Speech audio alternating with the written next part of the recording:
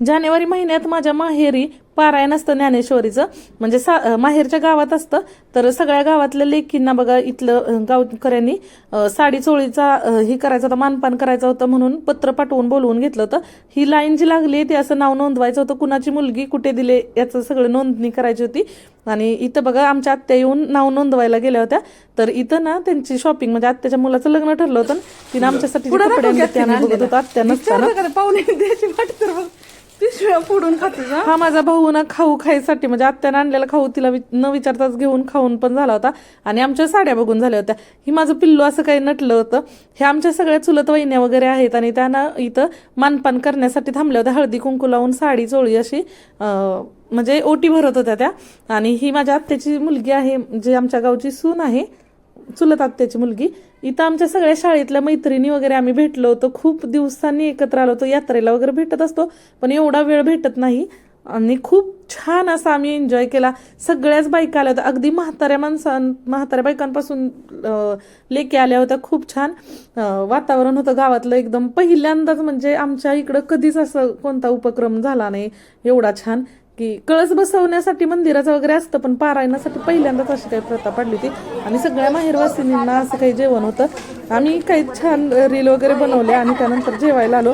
तर इथं बघा असं हळदी कुंकू वगैरे लावून सगळं माहेरवासिनींचं ओटी वगैरे भरली, त्यांना छानसं असं जेवण केलं.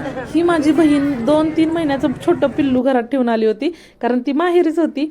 आणि सगळी म्हणजे सगळ्या घरच्या लेकी आल्या होत्या, पत्र वगैरे पाठवून पोस्टाने बोलवून घेतल्या होत्या. आणि ही माझी भाची आहे शिवन्या, जिला आम्ही पेड्या म्हणतो. माझं खूप लाडाचं पिल्लू आहे हे. आणि ही तिची छोटी बहीण शिवांशी, हे पण खूप लाडाचं आहे पिल्लू माझं, जिला आम्ही सशा बोलतो. अशा काही सर्वस्वीचं ड्रेस घातलं होतं त्यांना ट्रेडिशनल, आणि त्यांचं शूट चाललं होतं. तर खूप छान असं ना त्या राहतात बहिणी खूप छान पटतं. सर्व जर आमची त्यातल्या त्यात आगाव आहे त्यांच्यापेक्षा. आणि ह्या ना तिला खूप छान हे करतात, ट्रीट करतात. पण सर्वस्वी यांच्यापेक्षा 6 महिन्यांनी लहान आहे. आणि ह्या जुळ्या आहेत. आमच्या जरी त्या भाच्या असल्या तर ह्यांच्या आम्ही भाच्या बरं का, ह्या आमच्या आत्या आहेत सगळ्या. आणि चुलत वगैरे आत्या सगळ्या आमच्याच घरी येतात. मग तिथं आलेल्या आणि त्यांचं पण बहिणी खूप दिवसातून भेटल्या होत्या, त्यांच्या मैत्रिणी भेटल्या होत्या. खूप असं वातावरण छान होतं. इकडं आमच्या पिल्लांचं चाललं होतं फोटोशूट करायचं. सर्वस्वीचे ड्रेस घालून खूप खुश होत्या. अख्खी गल्ली त्यांच्या ना सेवेत हजर असते फोटो काढण्यासाठी. बघा किती लोक जमा झालेत. शिवन्या शिवांशी असं करा, सशा पेड्या असं करा, असं त्या सांगत होत्या. खूप नाटकी चाललेले असतात, सगळ्या गल्लीला दमवून काढतात माहितीये. आणि सर्वस्वीचे ड्रेस घालून खूप खुश होत्या. त्या पण पारायणाकडे जाऊन आल्या त्या. उद्याच्या ह्या पण माहेरवासिनी आहेत बरं का. आणि खूप छान असा कार्यक्रम झाला आमच्या गावात. आणि पेपरला वगैरे पण बातमी आली होती.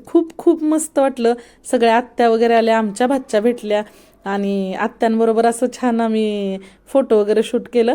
आणि हे पिल्लू माझ्या बहिणीचं आहे बरं का, मगाशी म्हटलं तिचं, ज्याला आम्ही गोल्या म्हणतो, त्याचं अजून बारसं व्हायचं होतं. आणि इकडे बघा सर्वस्वीचं काय चाललंय.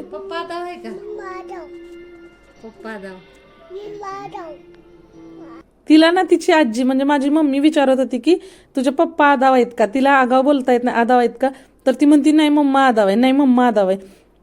एवढी ना माझ्या मम्मीला सांगत होती की नाही मम्माच आदाव आहे, पप्पा आदाव आहे का म्हटलं तर नाही म्हणते.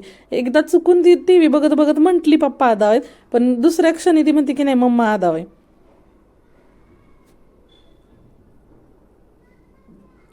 कितीही झालं ना, लेकी ह्या बापाच्याच असू शकतात. आणि वडिलांची त्यांची माया ना किती वेगळे असते हे सांगायची गरज नाही. मी पण माझ्या वडिलांची खूप लाडकी आहे, माझी बहीण पण.